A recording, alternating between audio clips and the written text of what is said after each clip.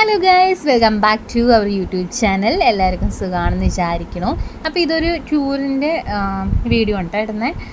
ഇത് നമ്മൾ കോയമ്പത്തൂർ ഇഷയോഗ പോവുകയാണ്.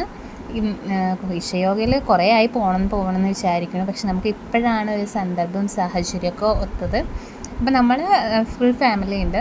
അതായത് എൻ്റെ ഫാമിലിയാണുള്ളത്, ചേച്ചിമാരുടെ ഫാമിലീസും. എനിക്ക് 2 ചേച്ചിമാരാണുള്ളത്. അപ്പോൾ 2 ചേച്ചിമാരുടെ ഫാമിലീസും, പിന്നെ എൻ്റെ ഫാമിലി, പിന്നെ ഞങ്ങളുടെ അമ്മ. അങ്ങനെ ഞങ്ങളെല്ലാവരും കൂടിയാണ് പോകുന്നത്. അപ്പോൾ നമ്മൾ ഒരു 3 മണിക്ക് ഇറങ്ങണമെന്ന് വിചാരിച്ചു കേട്ടോ. 3 മണിക്ക് ഇറങ്ങണമെന്ന് വിചാരിച്ച് 3 മണിക്കൊന്നും നടന്നില്ല. ലാസ്റ്റ് അത് 4 മണിയായി. 4 മണിക്ക് ഇവിടെ നിന്ന് ഇറങ്ങി. എന്നിട്ട് പോകുന്ന വഴിക്ക് നമുക്ക് കുറച്ച് സാധനങ്ങളൊക്കെ വാങ്ങാനുണ്ടായിരുന്നു. കാരണം കുട്ടികൾക്ക് നെസ്റ്റം റൈസാണ് കൊടുക്കാമെന്ന് വിചാരിച്ചേ.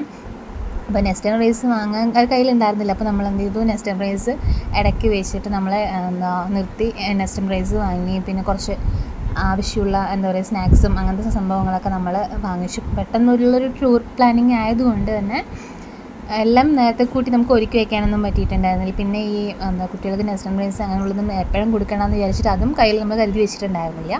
അപ്പോൾ നമ്മൾ പിന്നെ ഇതൊക്കെ മേടിച്ച് അങ്ങനെ പോയി. പോകുന്ന സമയം നല്ല വൈബായിരുന്നു. പിള്ളേരുടെ കളിയും, കുഞ്ഞു പിള്ളേർ മാത്രം. തമ്പുര് കുറച്ച് നേരം ആക്റ്റീവായിരുന്നു, പക്ഷെ അമ്പു ഫുൾ ഉറക്കത്തിലായിരുന്നു.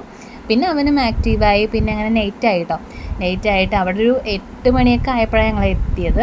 പക്ഷേ അപ്പോൾ ഞങ്ങൾ കയറുന്ന സമയത്ത് കുറേ പേരെല്ലാം ഇങ്ങോട്ട് റിട്ടേൺ വരുന്നുണ്ടായിരുന്നു. പക്ഷേ എങ്കിലും നമ്മൾ പോയി ലാസ്റ്റത്തെ ഈ ബ്ലൂ ലൈറ്റ് ടൈമിൽ നമ്മൾ അവിടെ എത്തിയത്. പിന്നെ നമ്മൾ ജസ്റ്റ് ഒരു ഫോട്ടോ എടുത്തു. പിന്നെ അവിടെ ശിവഭഗവാന്റെ കഴുത്തിൽ രുദ്രാക്ഷമാണ് ആ മാല പോലെ കിടക്കുന്നത്.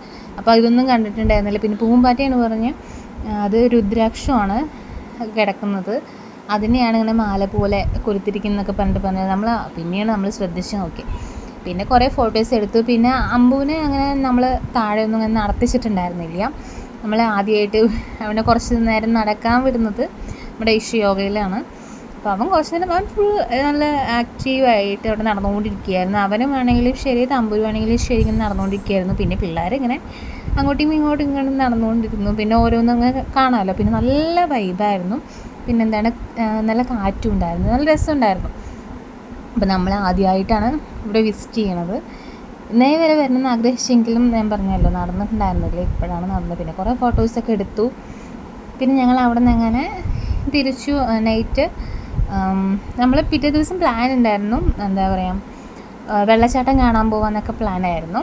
അപ്പോൾ നമ്മൾ അവിടെ നിന്ന് ഈ ഇഷയോഗയിൽ നിന്ന് ഇറങ്ങിക്കഴിഞ്ഞിട്ട് കുറച്ച് എത്തിയപ്പം അവിടെ നമ്മൾ ഒരു കടയിൽ നിന്ന് കയറിയിട്ട് നമ്മൾ ഫുഡ് കഴിച്ചിട്ട് പിന്നെ അങ്ങനെ തങ്ങാനുള്ള ഒരു ഇടം നോക്കണമല്ലോ. അപ്പോൾ പിന്നെ അങ്ങനെ നമ്മൾ തങ്ങാൻ വേണ്ടിയിട്ടുള്ള പിന്നെ സ്ഥലം കണ്ടുപിടിക്കാനായിരുന്നു. അതായിരുന്നു കുറച്ച് മെനക്കെട്ട പരിപാടി.